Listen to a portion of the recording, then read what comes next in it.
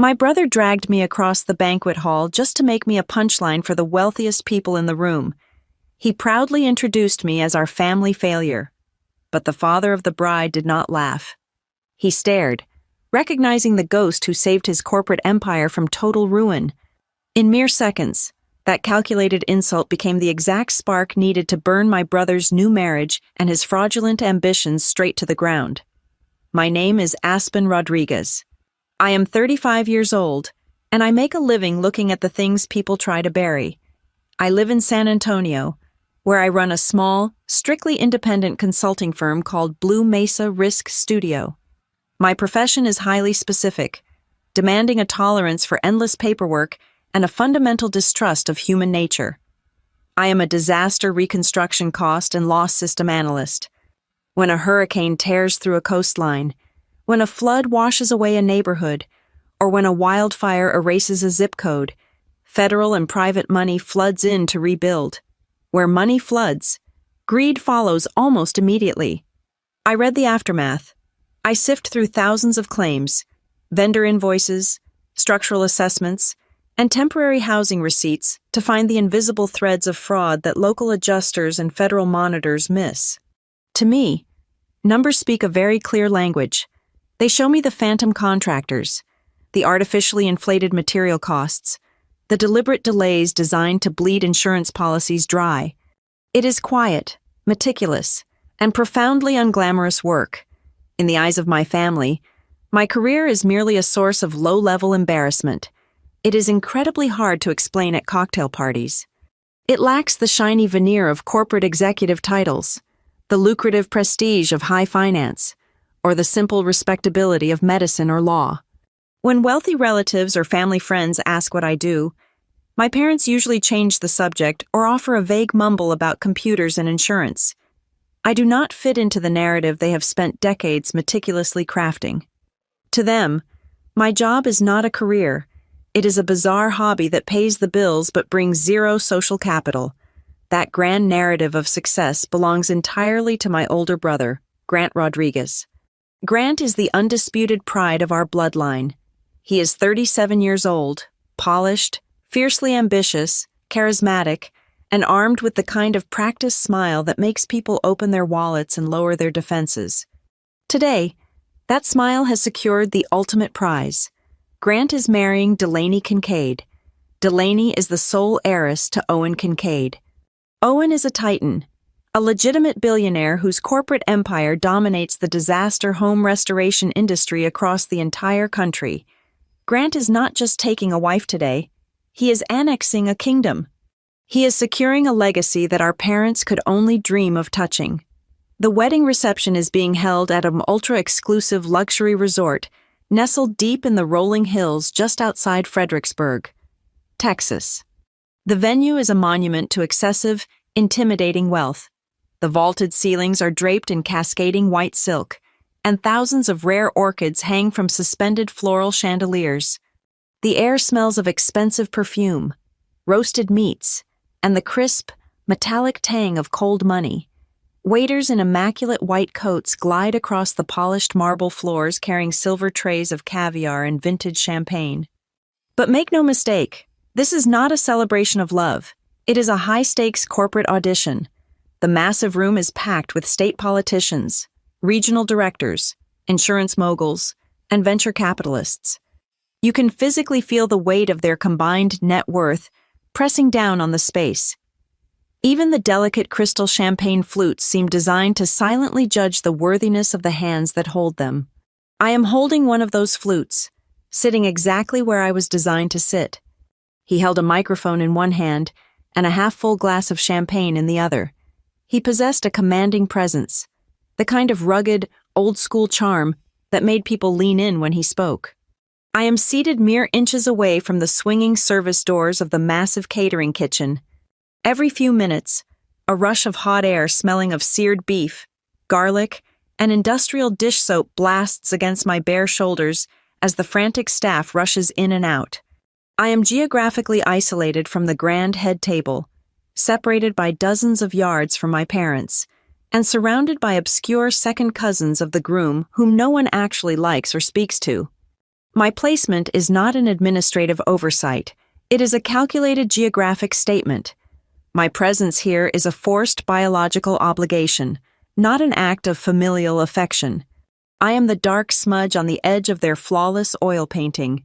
Before the first course is even served, the architects of my isolation make their designated rounds.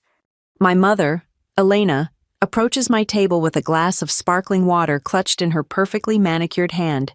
Her eyes perform a slow, systematic, and brutally critical scan of my dark navy dress. It is a tasteful, tailored piece, but I can practically see her mentally cataloging its lack of recognized designer labels. She reaches up and adjusts the collar of her own custom silk gown, a silent assertion of aesthetic superiority, and offers a tight, practiced smile that completely fails to reach her eyes.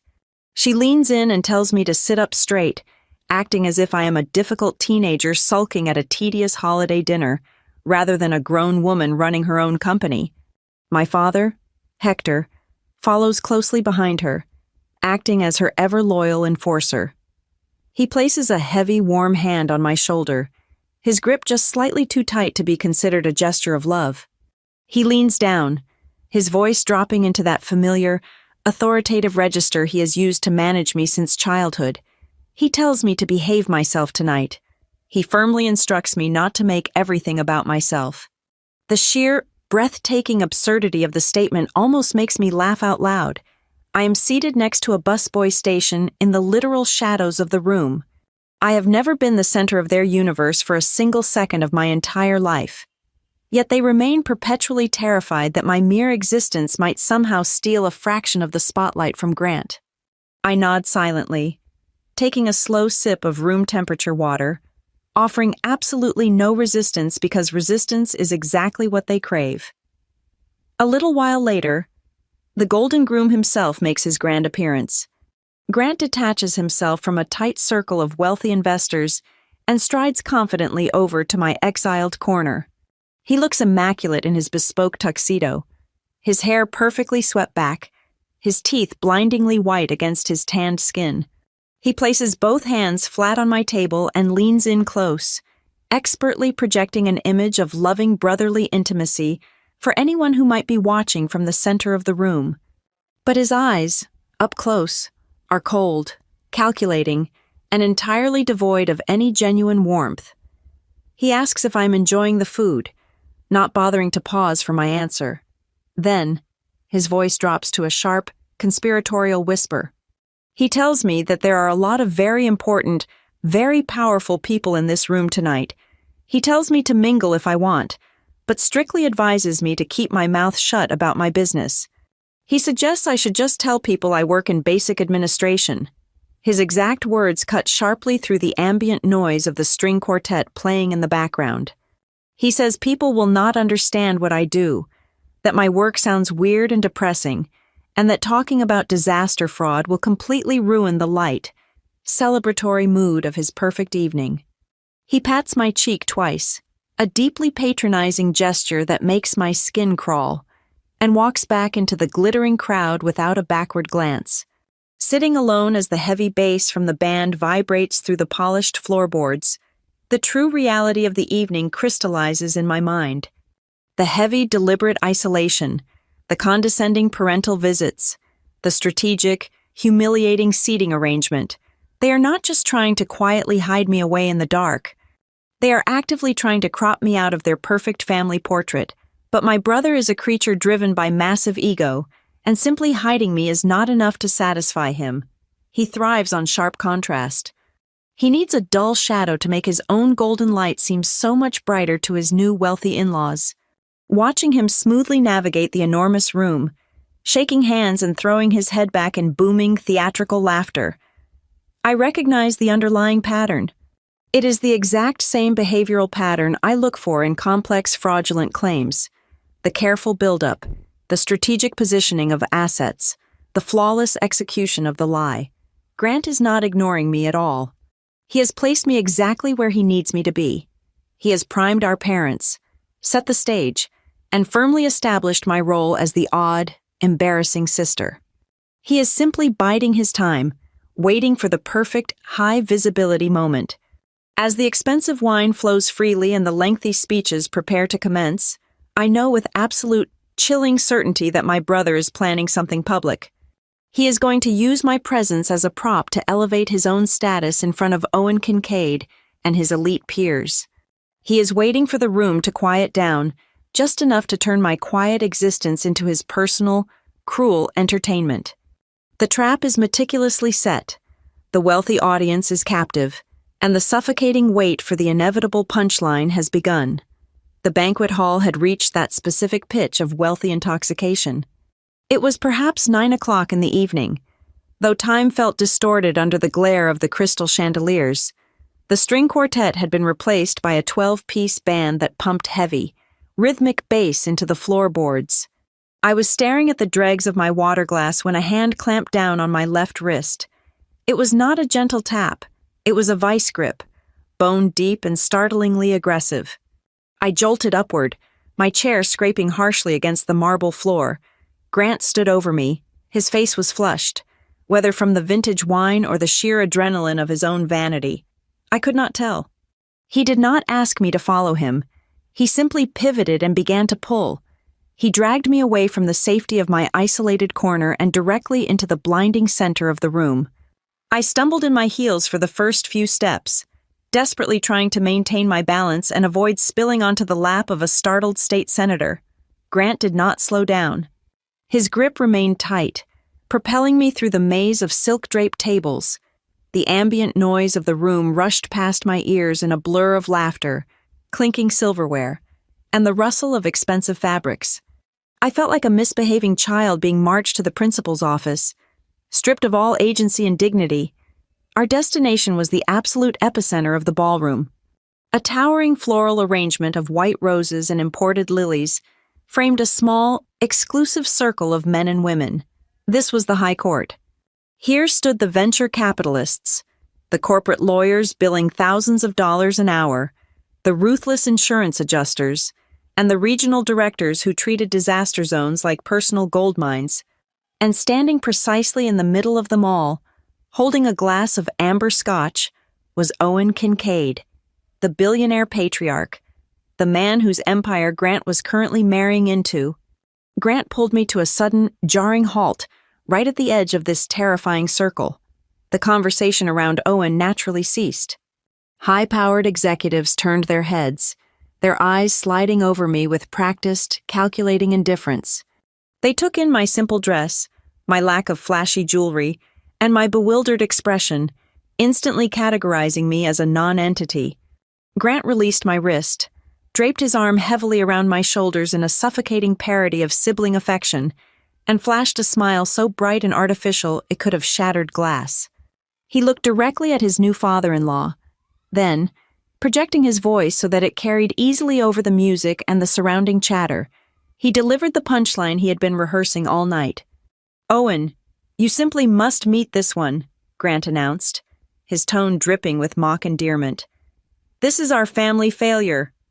The words dropped into the space between us like stones tossed into a stagnant pond. For a fraction of a second, my brain refused to process the syllables. The sheer audacity, the public cruelty of it, paralyzed my vocal cords.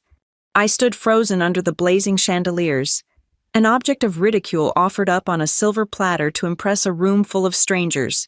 Right on cue, as if they had practiced this routine in front of a mirror. My mother materialized beside us. Elena let out a high, melodic laugh. It was a terrible, tinkling sound, designed to signal to the wealthy crowd that this was all just a charming, self-deprecating family joke. It was her way of apologizing for my existence. My father was right behind her. Hector chuckled, shaking his head with a theatrical sigh. He stepped forward, eager to contribute his own handful of dirt to my burial. He looked at the gathered executives and offered a dismissive wave of his hand. He told them that I always insisted on doing these strange, incomprehensible little jobs that nobody could understand or explain. He said I liked to play with spreadsheets, while the rest of the family built actual careers. A ripple of polite, deeply uncomfortable laughter moved through the circle of executives. They chuckled into their champagne flutes, not because the joke was funny, but because Grant was the groom. Owen was the boss, and displaying amusement was the socially required currency of the moment. But not everyone laughed. Out of the corner of my eye, I saw the bride. Delaney Kincaid was standing a few feet away, holding a small silver clutch. The polite, radiant smile she had worn all evening completely vanished from her face. She looked at Grant, her eyes wide and suddenly sharp. She did not see a joke. She saw the naked, gleaming edge of the blade her new husband had just driven into his own sister's back. Delaney stiffened, her posture shifting from relaxed celebration to sudden, chilling alertness. And then, the atmosphere in the circle fundamentally shifted. The polite chuckles died in the throats of the executives. The sycophantic smiles faltered. The reason for the sudden drop in temperature was Owen Kincaid. The billionaire did not laugh. He did not smile. He did not offer a polite nod of acknowledgement. He simply stood there, an immovable mountain of a man in a dark charcoal suit, staring directly at me. His gaze was incredibly heavy, stripped of all social pleasantries. It was the look of a man who evaluated sinking ships and burning cities for a living. He looked at me for 3, maybe 4 long seconds. In the context of a bustling wedding reception, that amount of silence is an eternity. The music seemed to fade into the background. The clinking glasses stopped, finally. Owen lowered his glass of scotch. He took a single, deliberate step forward, ignoring Grant entirely. His voice, when he spoke, was a low, resonant baritone that carried absolute authority. "What did you say her name was?" Owen asked, speaking very slowly, his eyes never leaving my face. Grant puffed out his chest, attempting to maintain the casual, jovial momentum he had created. He flashed his teeth again, though the corners of his mouth twitched with the first microscopic signs of panic. He told Owen my name was Aspen Rodriguez. He tried to add another dismissive comment, something about how I rarely got out of the house, but the words died on his tongue. Owen took another step closer. The physical space between us vanished. The billionaire was no longer looking at a stranger in a cheap dress. He was looking at a ghost.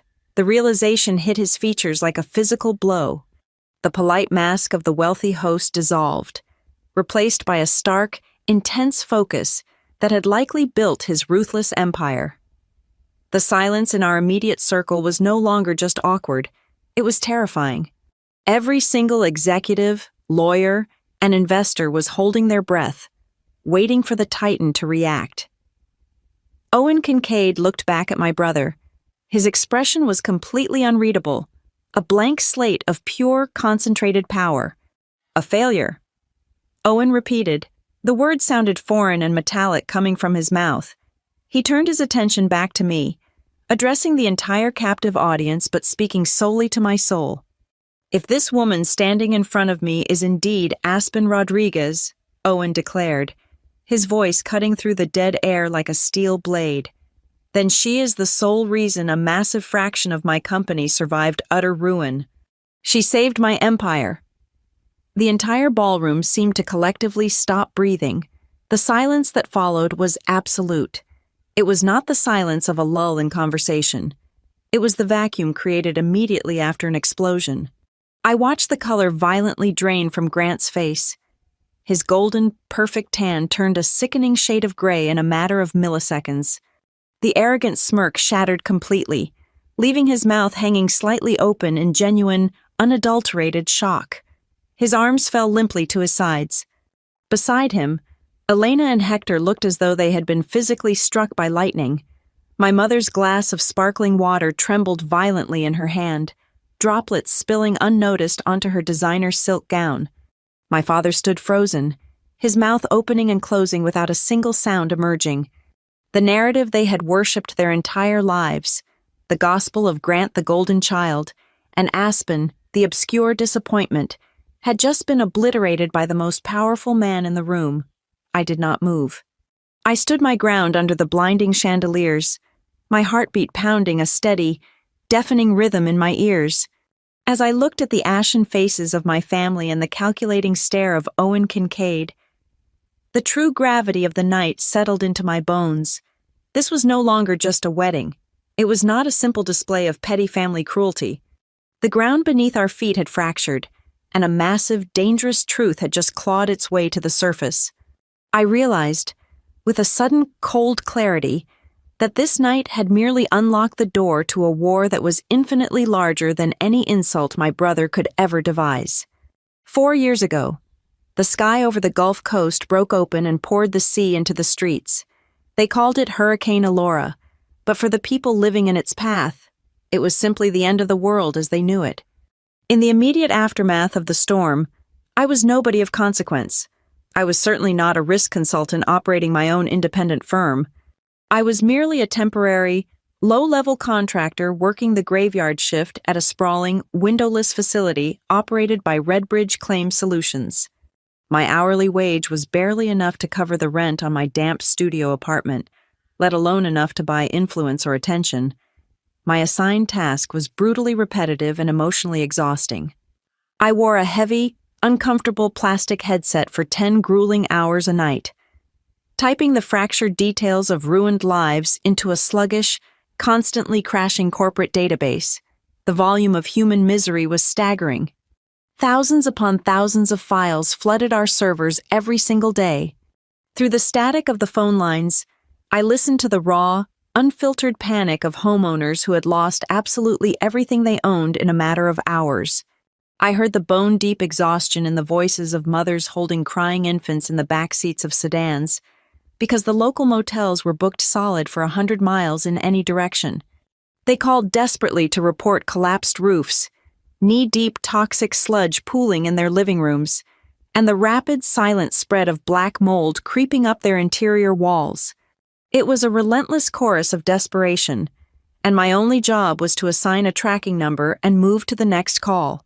But as the weeks dragged on and the initial shock of the storm faded into the grueling reality of recovery, I stopped listening strictly to the voices and started listening to the underlying numbers.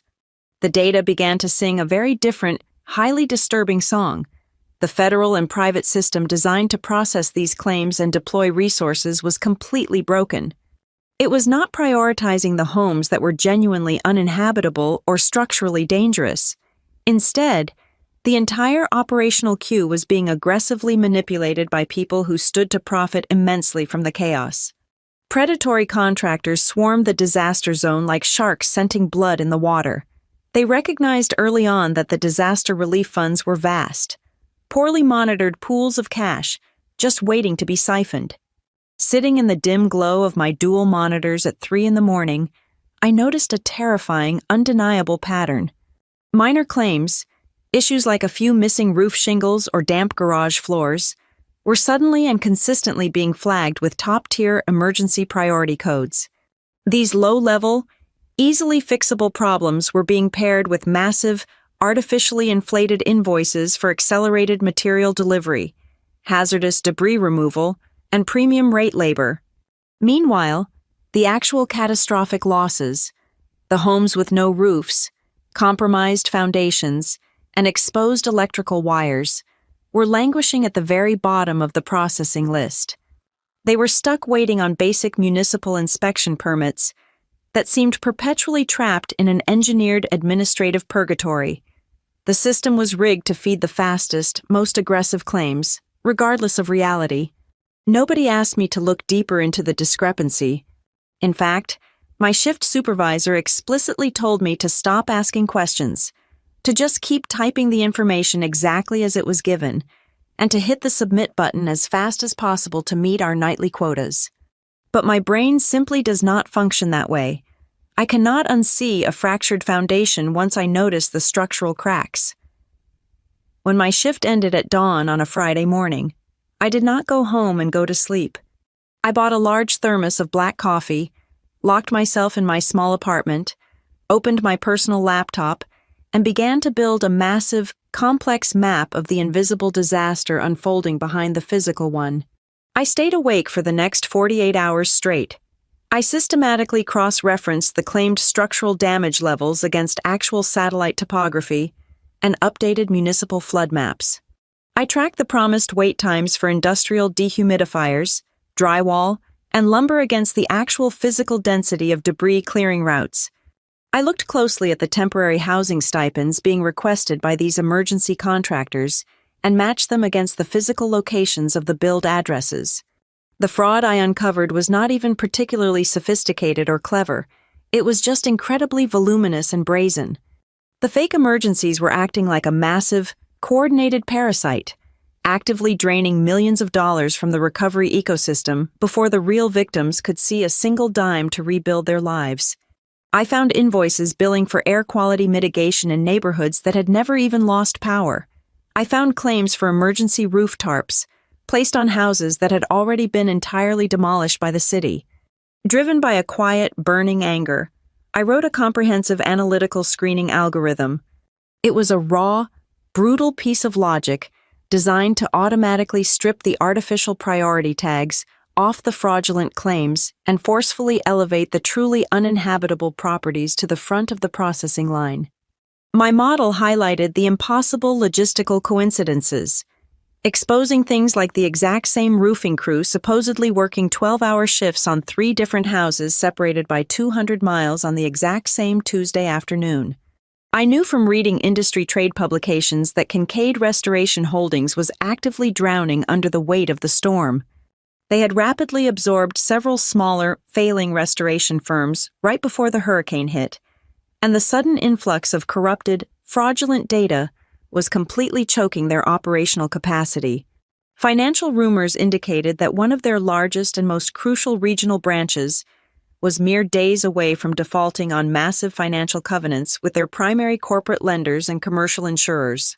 They were bleeding cash paying out on the fake, fast-tracked emergencies while utterly failing to complete the massive, legitimate reconstruction jobs.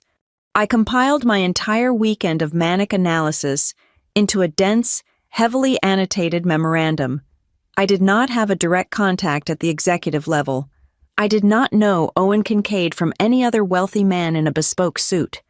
I simply attached my raw screening model and the explanatory data sets to a blank email and sent it blindly into the general corporate information inbox of his holding company, hoping someone with a brain would open it. I expected nothing in return, and initially, that is exactly what I received. There was no automated reply confirming receipt. There was no heartfelt thank you letter printed on thick corporate stationery. No high-level executive recruiter called me to offer a lucrative corner office position. When my 90-day temporary contract at Redbridge Claim Solutions inevitably expired, I handed in my cheap plastic headset, cleared out my small locker, and walked out the door without fanfare. My name vanished instantly into the churning, anonymous machine of seasonal disaster employment. I naturally assumed my email had been caught in a strict corporate spam filter or carelessly deleted by a bored administrative intern. I deliberately buried the memory of that exhaustive, sleepless weekend. I moved on with my life. I took out a deeply terrifying small business bank loan, rented a tiny, run-down office space in San Antonio, and began the brutal grinding process of building my own independent consulting firm from absolutely nothing. I spent the next 4 years fighting tooth and nail for small, difficult auditing contracts, slowly building a reputation for finding the money that others missed. I was completely unaware of the massive seed I had blindly planted during that hurricane season. I had absolutely no idea that out of the tens of thousands of frantic messages flooding his corporate servers, Owen Kincaid had somehow personally found and read my solitary analysis. I did not know that my raw data model had become the exact blueprint he used to aggressively purge the parasites from his supply chain, appease his panicked institutional lenders, and forcibly pull his entire company back from the edge of a catastrophic financial abyss. I thought I was just an exhausted temporary worker shouting into a dark void. I never once imagined the king of the empire was actually listening. The mandatory champagne toasts dragged on for another 45 minutes, but the celebratory atmosphere had fractured permanently. I was standing near the exit, contemplating the logistics of calling a private car service to take me back to San Antonio, when a man in a discreet charcoal gray suit touched my left elbow. He introduced himself in a hushed tone as the personal administrative assistant to the patriarch of the Kincaid family. He did not phrase his next sentence as a question. He simply instructed me to follow him, turning on his heel and guiding me away from the sprawling, brightly lit banquet hall. We walked down a long, thickly carpeted private corridor that immediately swallowed the heavy, pulsating bass of the wedding band. He opened a set of towering, solid mahogany doors and ushered me inside, stepping back into the hallway and pulling the doors firmly shut with a heavy, satisfying click. The sudden silence was absolute. I was standing in the luxury resort's private library. The climate control was turned down to a frigid, aggressively crisp temperature, carrying the rich, distinct scent of expensive leather bookbindings, aged wood, and fine cigar smoke. It felt less like a reading room and infinitely more like a high-altitude corporate vault. Standing by a massive, unlit stone fireplace, holding a fresh crystal glass of scotch, was Owen Kincaid. He did not offer meaningless small talk. He did not ask if I wanted a beverage or if I was enjoying the catered appetizers. He simply gestured to a high-backed leather wing chair positioned across from a heavy oak table. I sat down, keeping my posture rigid, my hands folded neatly in my lap. He began by issuing a flat, thoroughly professional apology for the public spectacle that had occurred less than an hour prior. He stated plainly that no guest should ever be subjected to that kind of localized, deliberate cruelty, especially orchestrated by their own blood relatives. I nodded once, accepting the words but offering absolutely no vocal absolution for my brother. Then, the billionaire's tone shifted instantly from a polite, accommodating host to an apex corporate predator. He explained that he had actually spent the better part of 6 months trying to actively locate me after that specific hurricane season. He stated that the third-party temporary employment agency I had worked for possessed completely catastrophic human resource records. My employment file had been thoroughly mismanaged, my contact information lost during a chaotic database migration, and my identity buried under thousands of transient, seasonal contractors. The agency itself had filed for bankruptcy 18 months later, taking all their legacy data down with them. He eventually abandoned the search, logically assuming I had moved on to an entirely different industry. Now, a deeply ironic twist of fate had conveniently delivered me directly to his only daughter's wedding reception. He set his glass on the side table and leaned forward, interlocking his thick fingers. He detailed a massive corporate acquisition his holding company had finalized exactly 12 months ago. They had purchased a sprawling, highly profitable regional firm called Prairie Meridian Adjusting. It was designed to be a massive strategic expansion, a calculated method to absorb and process the rapidly surging volume of severe weather events decimating the southern coastal states. Instead, he confessed, it had rapidly become a catastrophic financial hemorrhage. He listed the operational anomalies, speaking of the data points like a seasoned surgeon diagnosing a rapidly spreading terminal illness. He noted that the baseline operational costs for toxic mold remediation within that specific subsidiary had mysteriously spiked by nearly 300% in a single fiscal quarter.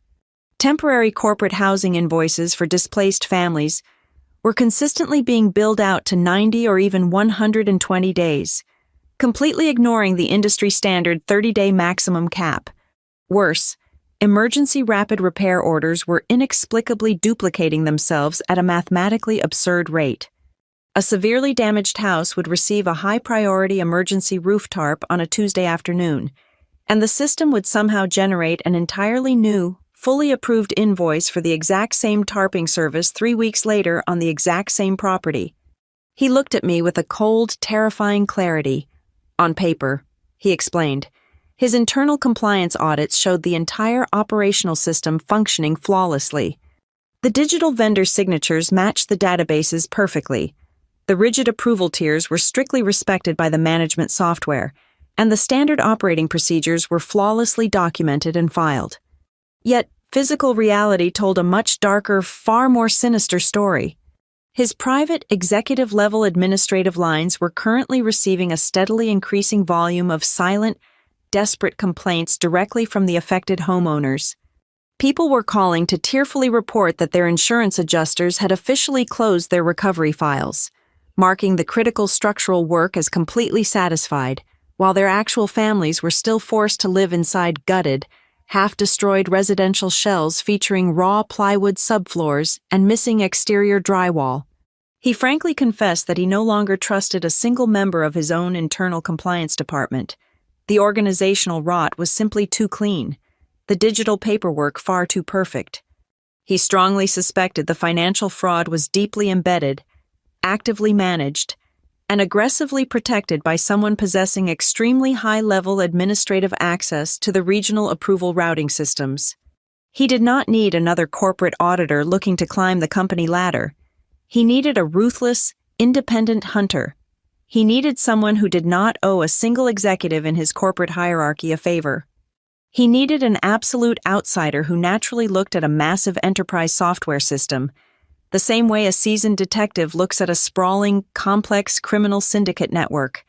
He reached into the interior breast pocket of his tailored suit jacket and withdrew a thick, folded document printed on heavy stock paper. He slid it slowly across the polished oak table between us. It was a blank, highly lucrative independent consulting contract. He promised me absolute, entirely unrestricted administrative access to every single operational file, vendor invoice, bank routing number, and internal communication log inside the newly acquired firm.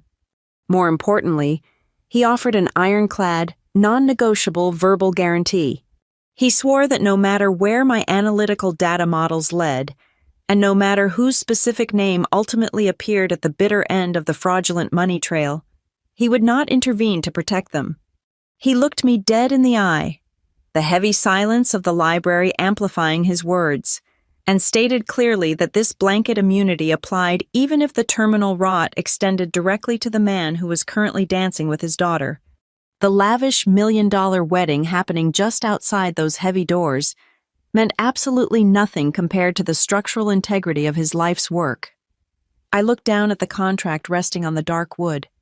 The financial retainer fee he had already printed on the second page was genuinely staggering.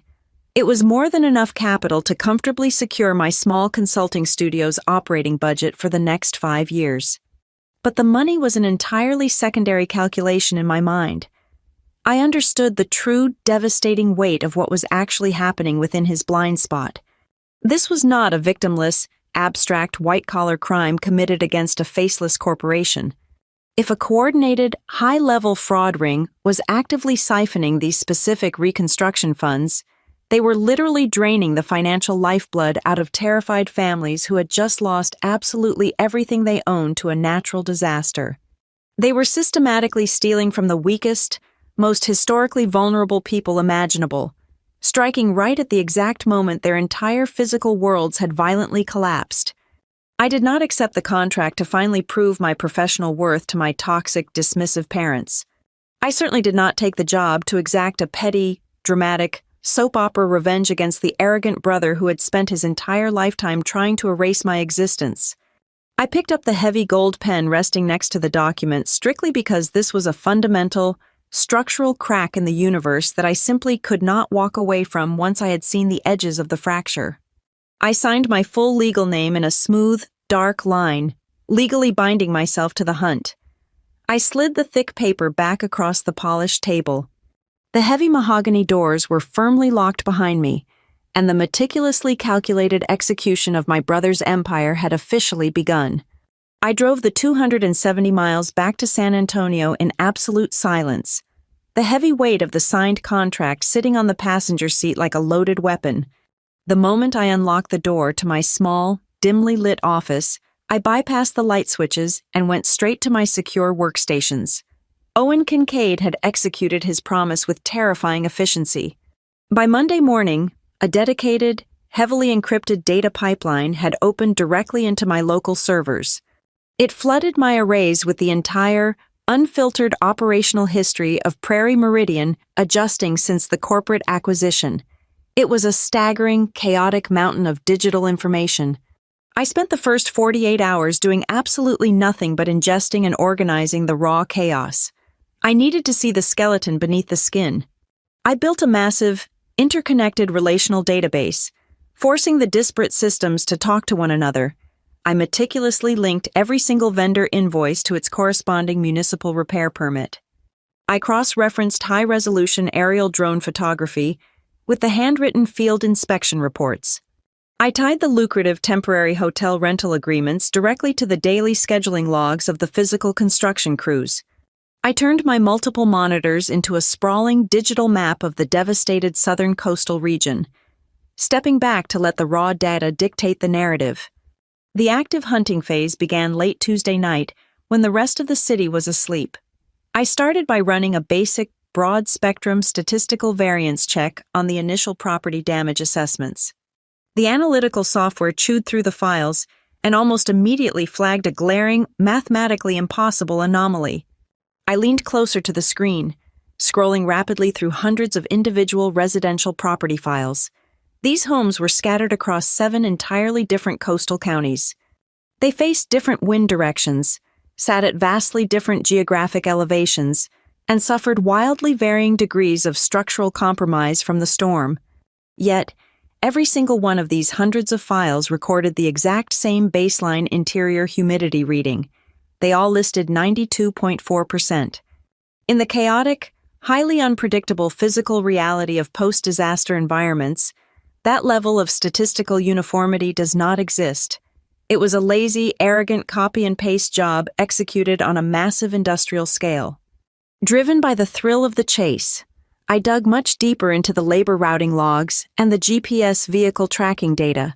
I quickly uncovered miracles of modern transportation that defied the laws of physics. According to the approved billing invoices, a specialized roofing crew, charging a premium emergency hourly rate, successfully finished a massive structural tarping job in Galveston at exactly 2 o'clock in the afternoon. Exactly 1 hour later, that very same 6-man crew supposedly clocked in to begin a hazardous debris removal operation on a completely different property located 300 miles away in Corpus Christi. They were billing the holding company for heavy physical labor in 2 completely separate disaster zones simultaneously. Curious about the origins of these superhuman emergency contractors, I ran their corporate registration details through the state tax and licensing database. The results were darkly predictable and infuriating. The registered corporate addresses for these highly paid, top-tier emergency response teams were not sprawling equipment yards, active lumber warehouses, or legitimate office parks. They were obscure, anonymous mailboxes rented at generic strip mall shipping stores. Some were simply listed at commercial storefronts that had been abandoned and boarded up for years. As I fed more queries into the system, a distinct, incredibly lucrative financial rhythm began to emerge from the noise. I noticed 3 specific billing categories constantly traveling together, forming a highly protected, completely unassailable trinity of corporate theft. Almost every single suspicious file I flagged featured the maximum allowed emergency charges for air quality mitigation, temporary roofing, and accelerated permit handling. This specific combination was a masterclass in bureaucratic camouflage. It artificially inflated the cost of every single insurance claim by tens of thousands of dollars. Yet it appeared entirely legitimate to a bored, overworked desk adjuster staring at a computer screen 5 states away. But the most sickening, visceral discovery came just before dawn, when I cross-referenced the corporate completion metrics against the actual city engineering databases. I found a massive, concentrated cluster of residential files officially marked as fully restored and financially closed within the Kincaid internal systems. The shell company contractors had been paid in full. The insurance providers had settled the claims. The corporate ledgers showed total success. However, when I forcefully pinged the corresponding municipal building departments for the public records, the mandatory final inspection reports were completely missing.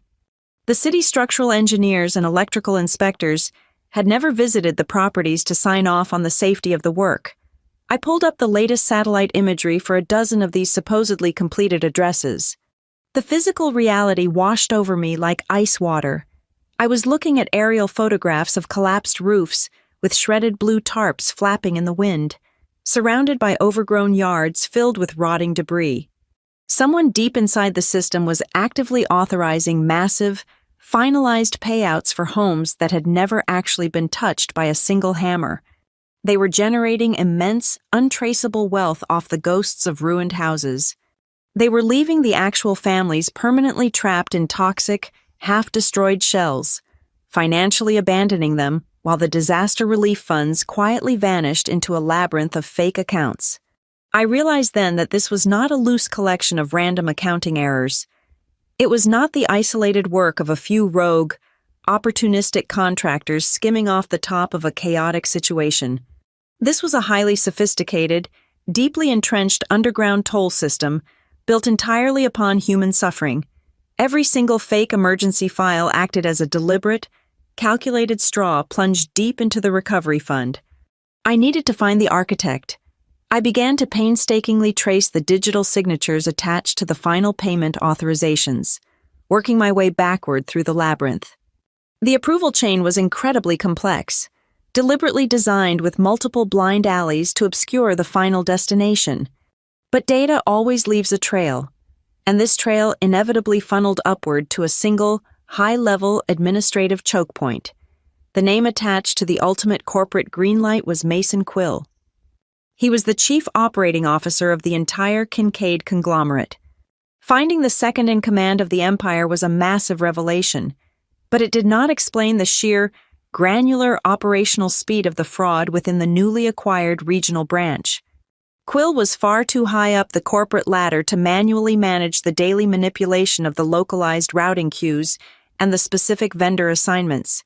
He was the shield, but he absolutely needed an operator on the ground. He needed someone who understood the new integration software perfectly.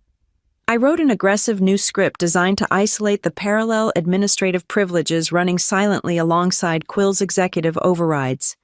I was hunting for the specific user account that was manually forcing the fraudulent field files past the automated internal compliance checks. The query ran for 10 tense minutes. The cooling fans on my servers screamed in the quiet office. Then, the result populated on my primary screen. I froze, the breath catching sharply in my throat. The digital signature authorizing the unholy trinity of fake charges, the exact user account approving the impossible, duplicated humidity readings, and the master administrative key unlocking the final, massive payments for the untouched, destroyed homes all belonged to the exact same person. The corporate title listed in the directory was Lead Post Merger Integration Manager. The name attached to the master account was Grant Rodriguez. The shock was absolute. A cold, heavy stone dropping perfectly into the pit of my stomach. My brother was not just hovering on the lucrative periphery of this disaster. He was not merely a passive beneficiary blindly enjoying the financial spoils of a corrupt corporate culture. He was the core engine of the theft. He had used his newly appointed position to bridge the gap between the chaotic old regional systems and the massive new Kincaid corporate treasury. He held the keys to the entire routing network. He was sitting at the absolute dead center of the approval matrix, personally orchestrating the systematic, ruthless robbery of thousands of desperate families, all while wearing a bespoke tuxedo and smiling for the cameras. The bell above the frosted glass door of my office chimed shortly after 2 o'clock on a Thursday afternoon. I did not look up from the glare of my monitors, assuming it was the local courier service dropping off another heavy box of physical receipts. A dense, expensive cologne suddenly overwhelmed the scent of stale coffee in the small room. I turned my chair and found my brother standing perfectly still in the center of my worn carpet. He looked wildly out of place. His bespoke navy suit clashed aggressively with my battered metal filing cabinets and the exposed brick walls of my modest workspace. He did not start the conversation with demands or threats. He deployed the classic, deeply manipulative sibling routine that had worked for him his entire life. He leaned casually against the edge of my desk, flashed a relaxed, disarming smile, and told me we needed to have a private talk. Just brother and sister.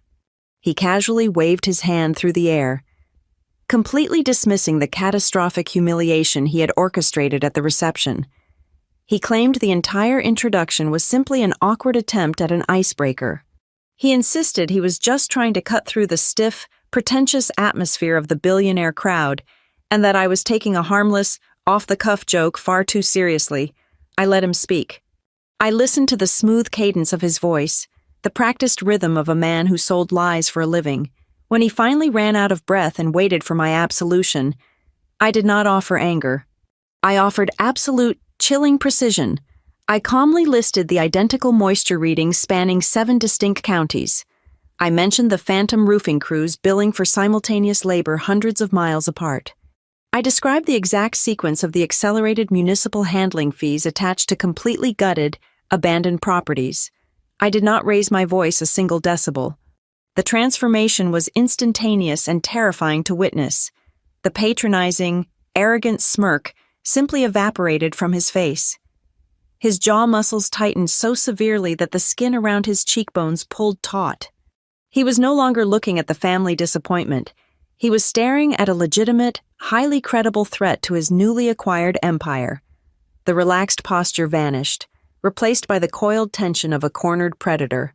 He immediately shifted tactics, abandoning the apology and pivoting to aggressive gaslighting. He leaned aggressively over my desk, planting both hands flat on the scratched wood. He told me that I did not understand the physical reality of a disaster zone.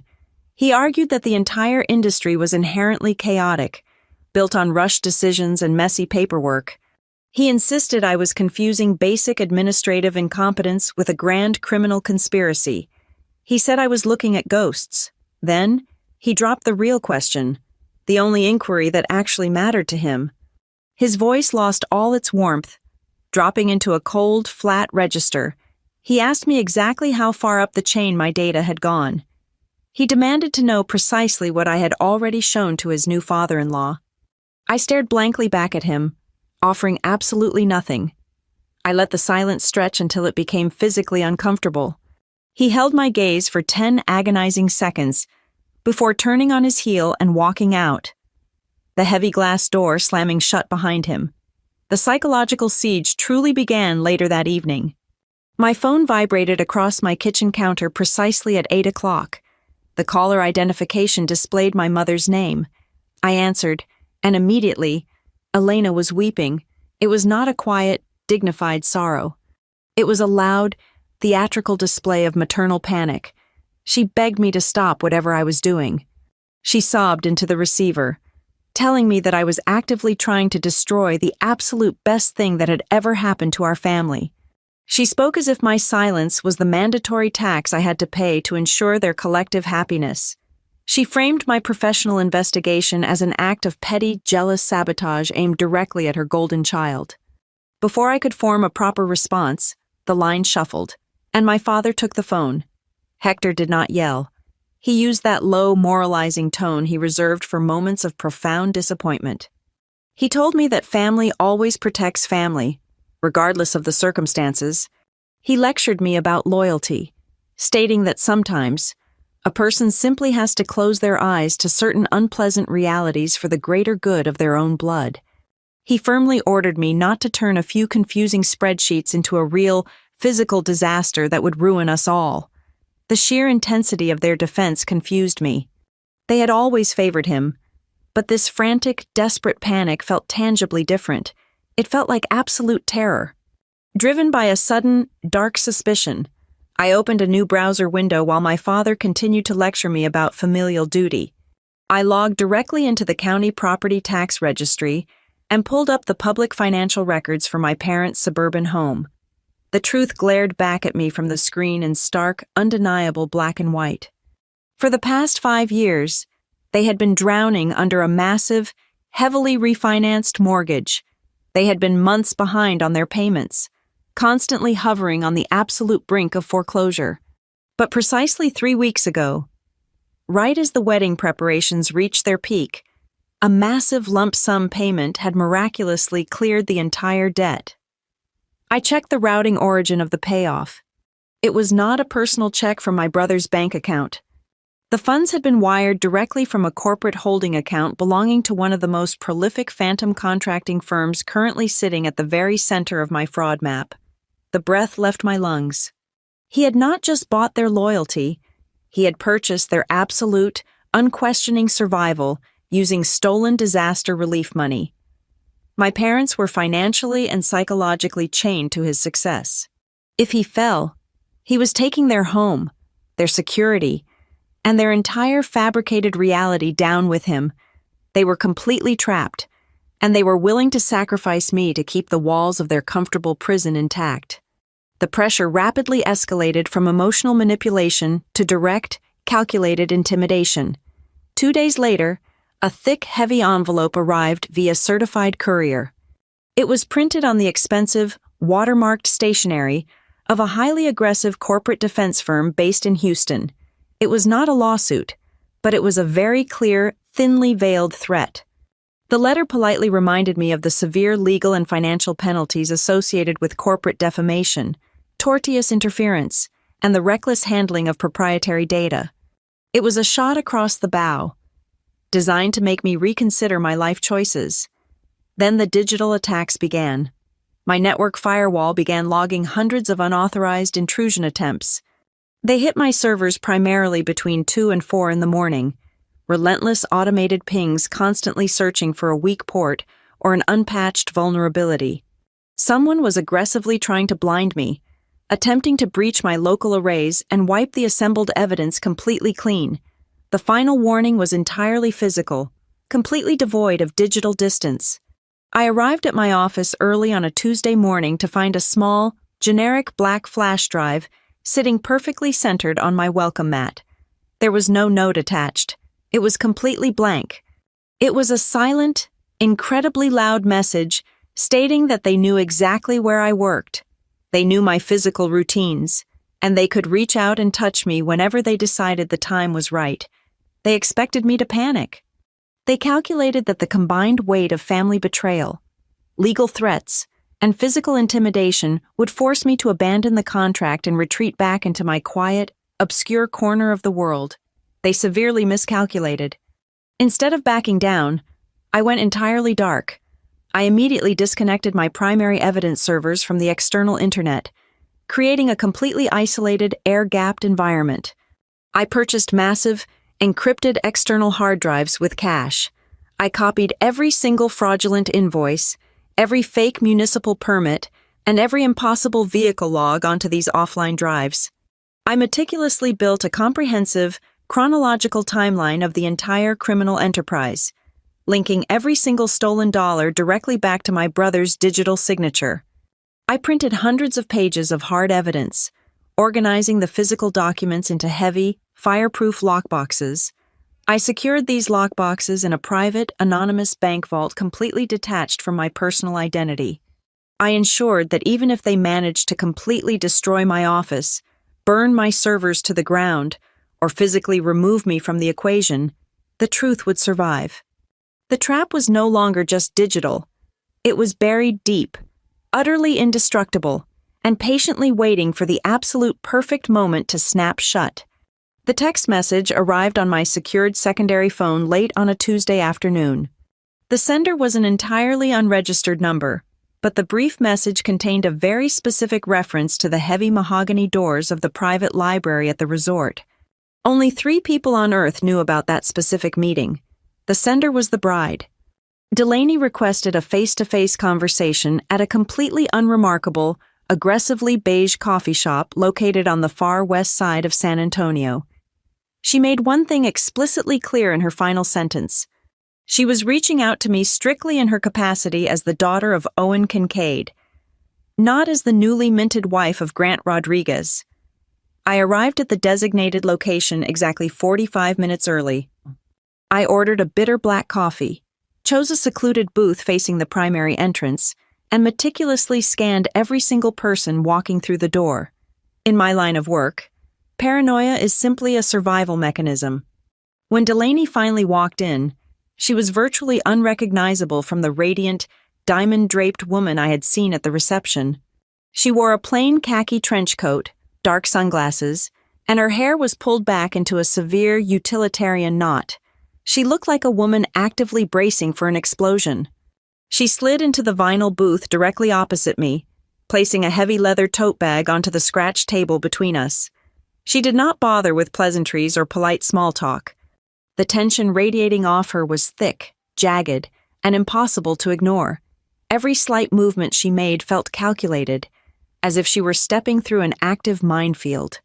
She started by addressing the brutal incident at the banquet. She looked me directly in the eyes and confessed that the public humiliation my brother had orchestrated made her feel physically nauseous. She stated that watching him parade me around as a family failure was the exact moment his perfectly polished, golden facade finally cracked in her mind. But she quickly admitted that the deep, chilling unease had actually started planting roots many weeks before the ceremony ever took place. Delaney leaned closer, keeping her voice completely level and barely above a whisper. She detailed how my brother had become aggressively, almost feverishly obsessed with the immediate combination of their legal estates. He had pushed relentlessly to finalize their joint asset declarations long before the invitations were even printed. She revealed a detail that immediately set off every single alarm bell in my analytical mind. Grant had actively manipulated the entire wedding timeline. He had manufactured a dozen fake logistical emergencies regarding venue availability and catering contracts just to violently push the date forward by exactly 6 months. She explained that a massive, highly confidential corporate board restructuring was scheduled to take place during the upcoming financial quarter. This specific restructuring was designed to grant legal spouses of board members indirect voting rights and massive equity access through the primary family trust. My brother had dragged her to the altar in a frantic sprint solely to ensure he possessed a legal ring on his finger before that specific board meeting commenced. She reached into her heavy leather bag and pulled out a thin manila folder, sliding it carefully across the table. Inside were photocopies of the master wedding budget ledgers. She pointed a manicured finger at several massive 6-figure expenditures listed under vague catering and floral consultation fees. Delaney told me she had grown suspicious after noticing Grant taking hushed, highly aggressive phone calls with these supposed wedding vendors late at night, long after he thought she was asleep. Driven by a gut instinct she could not suppress, she had manually compared those specific corporate billing addresses against the state commercial registry. The addresses for the luxury wedding planners perfectly matched the exact same abandoned strip malls, empty lots, and fake postal boxes used by the phantom emergency response teams I was currently investigating. He had brazenly used their lavish, multi-million-dollar wedding budget as a perfectly clean, highly visible smokescreen to quietly launder the fraudulent contractor payouts directly into his own hidden accounts. I sat perfectly still, staring at the photocopied ledgers. The air in the coffee shop felt incredibly heavy. I did not immediately embrace her as an ally. My entire life had been defined by people wearing carefully constructed masks, and my brother was an absolute master at recruiting willing accomplices. I looked up from the papers and asked her point-blank why I should believe a single word she was saying. I told her bluntly that she could easily be a scout, sent directly by my brother to figure out exactly what evidence I possessed and how close I was to tearing his operation apart. I needed to know if she was a lifeline or just another elaborately constructed trap. Delaney did not flinch at my accusation. She did not act insulted or try to defend her honor. Instead, her expression hardened into a mask of pure, cold resolve. She simply reached back into her bag and withdrew a second, much thicker document printed on heavy legal paper. She placed it squarely in front of me. It was an official legal addendum to their prenuptial agreement. She explained that Grant had been relentlessly pressuring her to sign this specific document in the days immediately following the wedding ceremony. He had repeatedly dismissed it as standard administrative housekeeping, insisting it was just a boring legal formality required by his new corporate position. I opened the heavy document and began reading. Hidden deep beneath thick layers of dense, intentionally confusing legal jargon was a single terrifying clause. It stipulated that in the highly specific event of a sudden medical emergency incapacitating the current company patriarch, my brother would instantly be granted temporary, unilateral signatory power over all critical operational decisions regarding the holding company and its subsidiary branches. Delaney watched my eyes scan the text, waiting for the realization to set in. Then, she quietly informed me of a closely guarded, highly sensitive family secret. Her father was not just stressed or overworked. Owen Kincaid was scheduled to undergo a highly invasive mandatory heart surgery in exactly 3 weeks. The operation was severe. He would be heavily sedated, medically incapacitated, and entirely out of communication for a minimum of 1 full month while he recovered in a secure private facility. Along with the legal addendum, Delaney handed me a small, encrypted digital drive. She stated it contained thousands of internal emails and secure messages she had secretly downloaded from Grant's private home office computer while he was away at a mandatory golf retreat. She had seen the massive, invisible cage he was systematically building around her entire family, and she was handing me the exact keys to tear it down. The final, terrifying puzzle pieces slammed violently into place, completely altering my entire perception of the battlefield. The sheer scale of his ambition was breathtaking. I looked at the legal documents, the financial ledgers, and the encrypted drive, the blood running absolutely cold in my veins. My brother was not just skimming a few $1 million off the top of a messy, chaotic disaster relief fund. He was not a simple, opportunistic thief looking for a quick payday. He was a corporate parasite executing a flawless, hostile takeover from the inside. The lavish, perfectly choreographed marriage was never his ultimate destination. Delaney was not a wife to him. She was an access code. The wedding was merely the final, necessary tool designed to completely legalize an aggressive corporate coup through perfectly clean, unassailable paperwork. He was deliberately positioning himself to seize total control of the entire throne while the king was unconscious and bleeding on an operating table.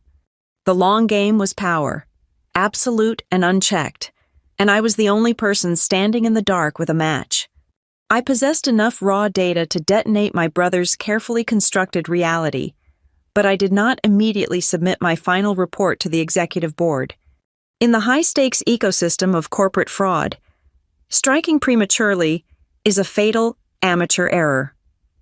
You do not merely present suspicious spreadsheets to a room full of powerful people. You must build an inescapable legal cage. I established a heavily encrypted communication channel directly with Owen Kincaid. Operating entirely outside his compromised internal network, we quietly retained a notoriously aggressive corporate litigation firm out of Chicago. Simultaneously, we brought in an independent forensic banking specialist, a man who spent his life tracing the labyrinth of stolen cash through offshore holding accounts and anonymous corporate shells. We were quietly assembling an execution squad. However, to make the charges stick, we needed the architects of this theft to actively reveal themselves in real time. Criminals are incredibly cautious when they believe they are safe, but they make catastrophic, highly visible mistakes when they panic. I needed to engineer a very specific, localized panic. Early on a Wednesday morning, I utilized my master administrative credentials to plant a highly classified internal memorandum deep into the primary corporate routing system. The document officially mandated a sudden, randomized federal compliance audit of 200 specific coastal recovery files, citing credible suspicions of severe material price gouging. I intentionally left a minuscule security vulnerability in the memo's routing permissions, ensuring it would immediately trigger the automated keyword alerts monitored by the executive suite. It was the digital equivalent of dropping a bleeding piece of bait into shark-infested waters. The reaction was virtually instantaneous and utterly spectacular to observe. I sat in my darkened office, nursing a cold cup of coffee, watching my secondary monitors light up with real-time access logs. Within exactly 2 hours of the memo dropping, the corporate system went into a state of absolute silent hysteria. My screens tracked dozens of unauthorized executive logins, targeting the exact coastal files I had artificially flagged. The digital footprints they left behind were incredibly clumsy, driven entirely by adrenaline. They were frantically submitting retroactive requests to alter finalized vendor invoices. They were desperately attempting to delete attached inspection photographs that proved the houses were still destroyed. They were aggressively moving vast quantities of archived data out of obscure, long-forgotten operational folders that normally saw zero traffic. It was a digital stampede. The most significant unforced error came directly from the top of the pyramid. By 1 o'clock in the afternoon, Mason Quill, acting in his supreme capacity as Chief Operating Officer, bypassed 3 separate financial security protocols to personally authorize a massive emergency capital transfer.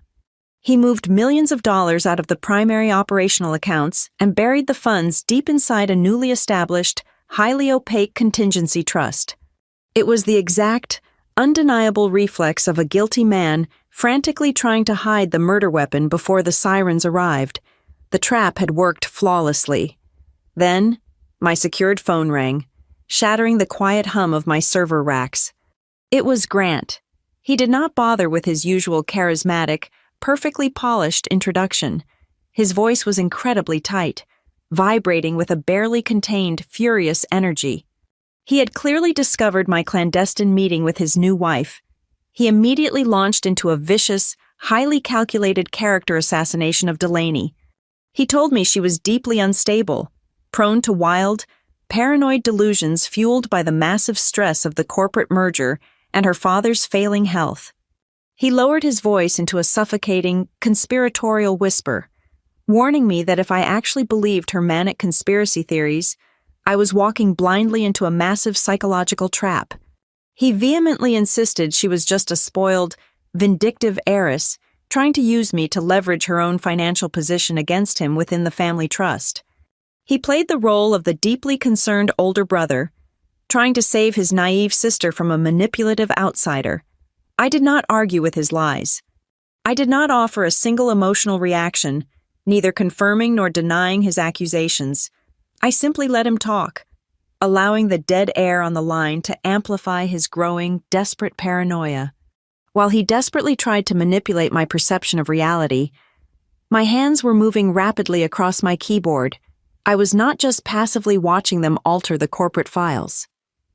I was actively mirroring their servers. Every single time Grant or Mason attempted to scrub a fraudulent address or delete a fake material invoice, my localized, air-gapped system captured the exact timestamp of the alteration. I was permanently freezing both their original lie and their panicked, secondary cover-up. I was actively transforming their frantic attempts at concealment into the absolute most legally damning evidence of the entire investigation. The final transition from abstract data to visceral, human reality occurred exactly 2 days later. Up until this point, the fraud had been a collection of mathematical impossibilities. I needed a physical witness, someone whose professional identity had been stolen to facilitate the grand illusion. I tracked down a regional field manager named Tessa Rowan. She was a veteran structural inspector, known throughout the industry for her brutal honesty and meticulous paperwork. We met in the back of a brightly lit, unremarkable diner on the outskirts of Houston. I did not waste time with small talk. I slid a thick stack of printed municipal completion certificates across the sticky laminate table. Every single document bore her distinct, digital signature, officially declaring that extensive, complex structural repairs had been flawlessly completed on dozens of severely flooded residential homes. Tessa picked up the first page, her brow furrowing in deep confusion.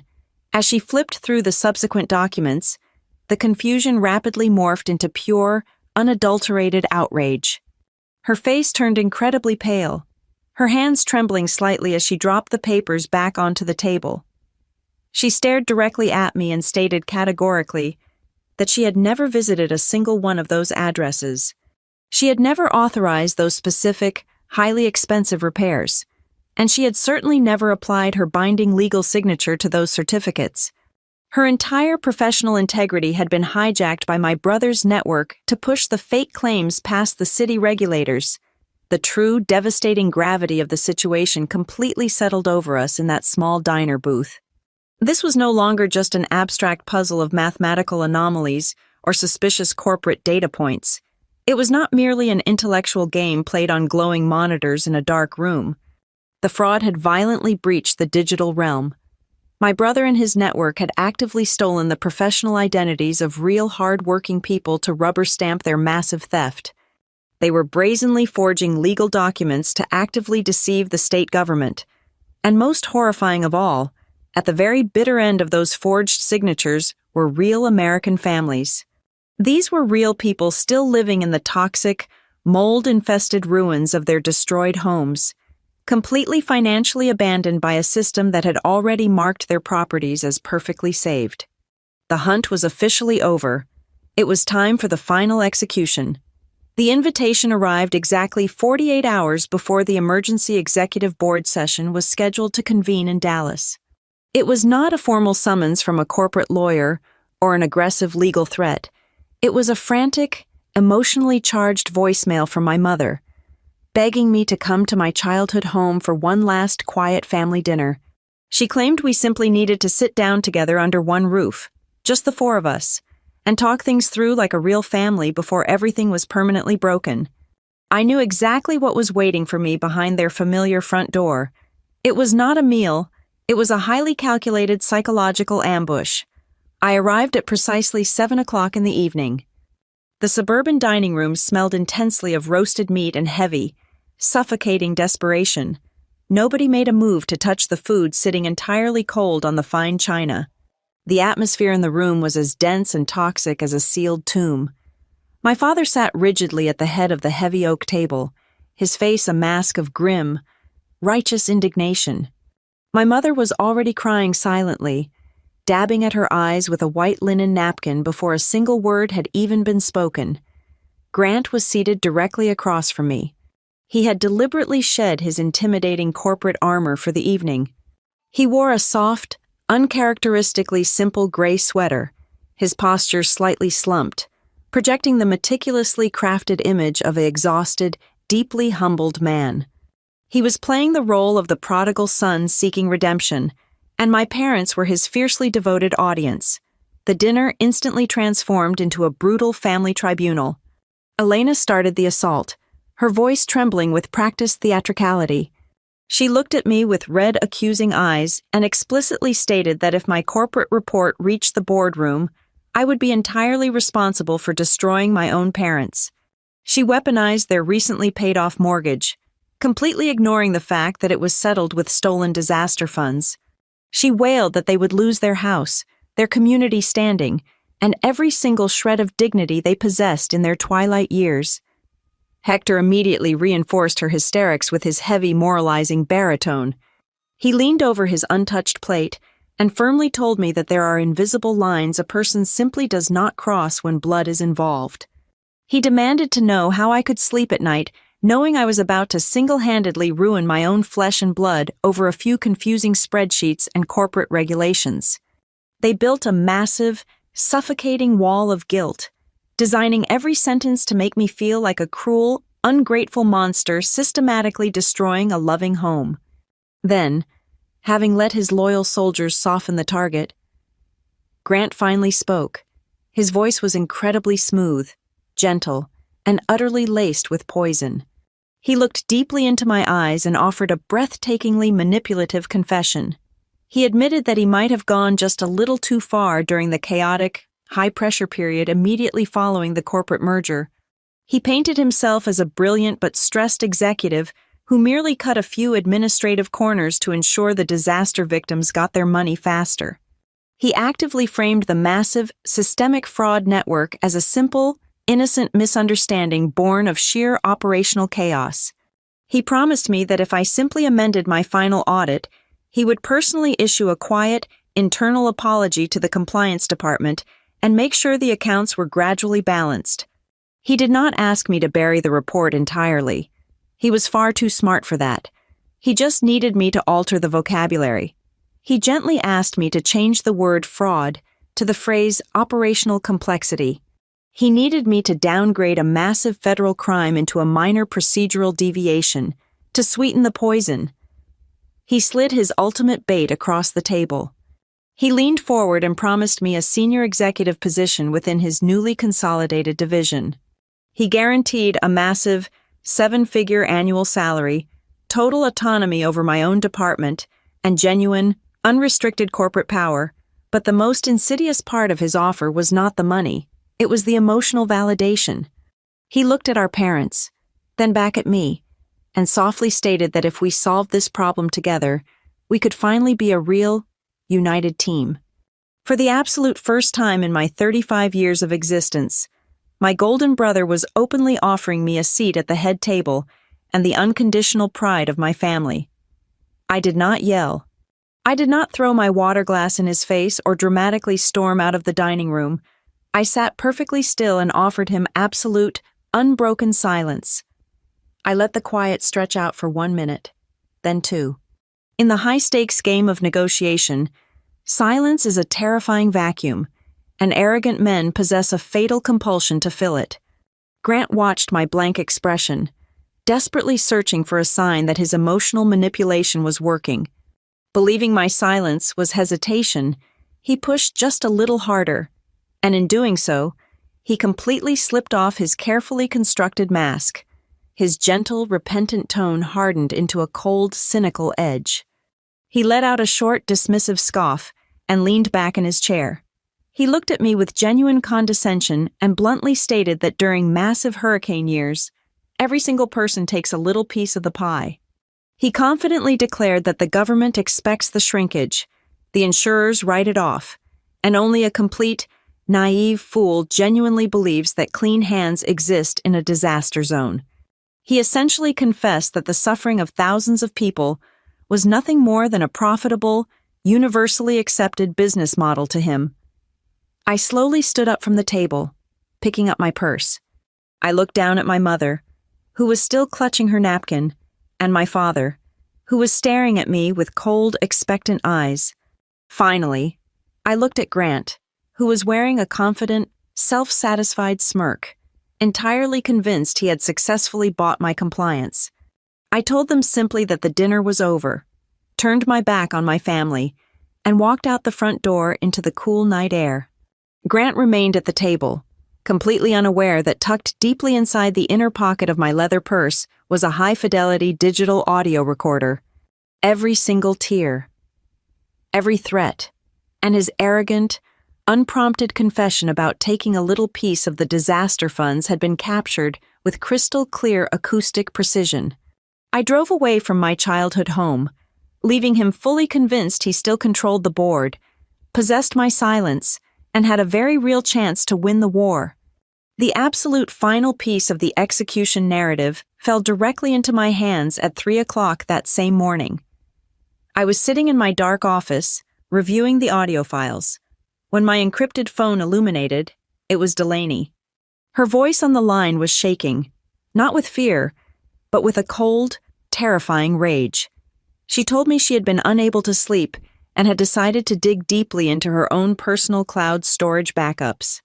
She had been cross-referencing the exact dates of the massive, unauthorized capital transfers Mason Quill had initiated earlier in the week. She noticed a horrifying correlation. During their incredibly brief 3-day honeymoon in Cabo, there was a specific 4-hour window where Grant had claimed he was taking a nap in their private villa. Delaney had left her personal phone resting on the bedside table while she went down to the beach. She had just pulled the deeply buried digital security logs from her device history. During that exact 4-hour window, her phone had intercepted and silently deleted 6 highly secure, 2-factor authentication text messages generated directly by the Kincaid corporate treasury system. The revelation was absolute and entirely devastating. Grant had not just manipulated his wife for her proximity to power.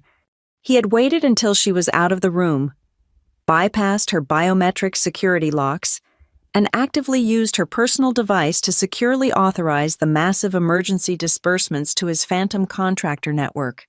The digital signatures attached to those stolen millions were not his. They belonged entirely to Delaney. He had not just stolen from her family. He had meticulously and deliberately forged a digital paper trail designed to frame his own bride for the entire federal crime. If the state regulators or the internal auditors ever discovered the missing millions, the irrefutable digital evidence would lead the federal investigators directly to the billionaire's daughter, leaving Grant completely clean to seize control of the fallout. It was the ultimate, unforgivable betrayal, and it provided the exact lethal ammunition we needed for the upcoming morning. The closed-door executive session convened precisely at 9 a.m. inside the towering glass boardroom at the Dallas headquarters of Kincaid Restoration Holdings. The atmosphere was sterile, heavily pressurized, and entirely devoid of any social warmth. Gathered around the massive polished mahogany table were the 7 senior members of the board of directors, 3 aggressive outside corporate legal counsels, our independent forensic banking expert, Owen, Delaney, Mason Quill, Grant, and myself. I did not open my presentation with emotional grievances or dramatic complaints about the humiliating wedding reception. In this room, emotions were a severe liability. I stood at the head of the long table, lowered the ambient lighting, and immediately projected a massive, undeniable cash flow diagram onto the primary viewing screen. I systematically traced the complete life cycle of a single exploited disaster claim. I visually guided the board from the initial structural damage report, submitted by a desperate homeowner, straight to the immediate assignment of a phantom contractor, through the heavily inflated emergency reserve fund withdrawal, and finally, I highlighted the deliberate funneling of that exact money through a complex series of intermediary corporate entities registered under the name Laurel Pike. I spoke with cold, absolute precision. I proved conclusively to the silent room that this was not a loose collection of random administrative accounting errors or isolated incidents of local greed. It was a masterfully structured, parasitic system designed from the top down. They were artificially manufacturing catastrophic emergencies, criminally inflating basic repair costs, prematurely closing active recovery files, and then aggressively siphoning the resulting massive profits into non-existent consulting services. Grant immediately attempted to launch a desperate counteroffensive. He stood up abruptly, his chair scraping loudly against the floor. His face was flushed with panicked anger, the golden boy facade completely shattering under the weight of the hard data. He desperately tried to paint me to the board as a deeply bitter, fundamentally jealous younger sister. He claimed I was fabricating a complex corporate conspiracy simply because I felt socially marginalized by my wealthy family and wanted to ruin his new marriage. I did not argue with his frantic character assassination. I did not raise my voice to defend my professional integrity. I simply reached into my leather briefcase, pulled out my digital audio recorder, and pressed play. His own voice filled the silent boardroom, echoing sharply off the cold glass walls. Every single executive listened closely as Grant smoothly offered me a high-level executive title and millions of dollars in exchange for my total silence. They heard him explicitly instruct me to change the word fraud to the phrase operational complexity in my final audit, and then the room grew deathly still as they heard his ultimate damning confession. His recorded voice stated confidently that during massive disaster years, absolutely everyone takes a little piece of the pie, and that clean hands simply do not exist in the real world. The color completely drained from Mason Quill's face. The chief operating officer frantically tried to pivot his defense, stammering rapidly about a massive executive misunderstanding and placing the blame entirely on rogue regional managers who had abused the integration software. But our forensic banking expert smoothly intervened, completely shutting down that escape route. He distributed thick stacks of verified financial ledgers to every person at the table. He proved definitively that massive, disguised retainer fees had consistently flowed directly through the Laurel Pike shell companies and immediately routed back into private offshore networks exclusively controlled by both Mason and Grant. The paper trail was absolute and legally binding. Before Grant could formulate another desperate lie, Delaney stood up from her chair. She did not look at him with sorrow, heartbreak, or any trace of the love she had shown on their wedding day. She looked at him with absolute, freezing disgust. She projected the verified authentication logs from her personal mobile device directly onto the screen right next to my cash flow diagram. She clearly and methodically explained to the horrified board how Grant had secretly utilized her phone during their extremely brief honeymoon to bypass corporate treasury security protocols. She proved beyond any shadow of a doubt that he had deliberately forged her digital signature to authorize the largest emergency capital disbursements. Her presentation completely confirmed that he had actively prepared his own new wife to serve as the ultimate federal scapegoat when the internal auditors inevitably came looking for the missing millions. The final, devastating strike was delivered remotely. I initiated a highly secure, encrypted video conference call with Tessa Rowan. The veteran field manager appeared on the screen, looking directly at the camera, and categorically stated to the entire executive board that her official signature had been systematically and repeatedly forged on hundreds of municipal completion certificates. She confirmed the horrifying human reality of the financial data. She told the room that countless houses were officially marked as fully restored and structurally sound in the corporate ledgers, while the actual families were still living right now amongst damp, toxic walls, temporary plastic roofs, and massive, unpaid recovery bills. Owen Kincaid sat at the head of the table, his posture incredibly rigid, his hands folded tightly together. He did not look at Grant as a highly prized son-in-law or a brilliant corporate strategist bringing fresh energy to the firm. He looked at him as a deeply repulsive parasite who had actively constructed a highly lucrative casino directly on top of the shattered ruins of desperate, suffering people. Owen did not hesitate for a single second. He immediately ordered his legal team to freeze every single internal financial account tied to the post-merger division. He commanded the physical seizure of all local routing servers and employee communication devices. Without leaving the room, he instructed his outside counsel to formally notify the primary insurance carriers, the massive institutional lenders, and the state attorney general to initiate a massive, immediate criminal investigation. Delaney calmly slid her heavy, flawless diamond wedding ring off her finger. The soft clink of the metal hitting the polished mahogany table sounded like a gunshot in the quiet room. Her voice was completely steady and completely devoid of any regret as she publicly announced her intention to file for an immediate emergency annulment and divorce. She cited egregious financial fraud, extreme deception, and malicious document forgery. In a matter of seconds, Grant's highly calculated promotion by marriage violently collapsed into absolute, unrecoverable ruin right before his eyes. The subsequent shockwave of the total asset freeze was instantaneous and brutal. Within hours, the stolen funds used to secretly satisfy my parents' severely overdue mortgage were officially flagged and locked by the federal financial investigators. Elena and Hector finally realized that the miraculous financial rescue they had so deeply worshipped, the money that had saved their precious social standing, was built entirely on dirty, stolen disaster funds. The comfortable, perfect illusion they had violently protected was completely gone, leaving them dangerously exposed to severe financial ruin, federal scrutiny, and massive public disgrace. I did not rush back to their suburban home to offer comfort, legal advice, or financial solutions. I stood my ground, remaining completely detached and utterly silent, allowing them to finally experience the devastating, real-world consequences of always choosing the son who manufactured a comfortable lie over the daughter who simply told the difficult truth. When the boardroom finally cleared out and the federal authorities began arriving in the expansive marble lobby downstairs, Owen turned to me in the quiet room. He offered me a permanent, incredibly lucrative senior executive position within his newly purged corporate organization.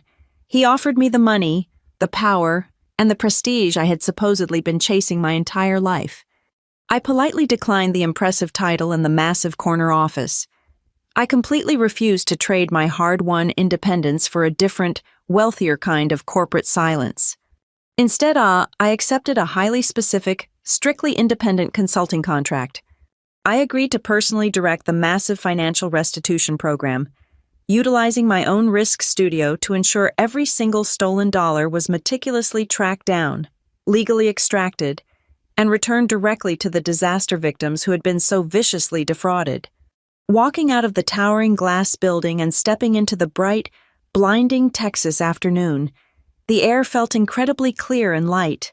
The heavy, suffocating weight of my family history had finally fractured and fallen away. The ultimate truth had settled perfectly into place. The real family failure was never the quiet woman standing by the kitchen doors at a luxury wedding banquet. The true failure was the arrogant, empty man who felt absolutely compelled to publicly humiliate his own sister on his wedding day, desperately trying to mask the terrifying reality that he had built his entire glittering fortune by feeding on the absolute worst days of other people's lives. Thank you so much for listening to my story today. I would love to know where in the world you are tuning in from.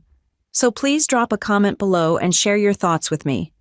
If you enjoyed this journey, please make sure to subscribe to the Maya Revenge Stories channel, like this video, and show your support by hitting the hype button so this story can reach and be heard by even more people.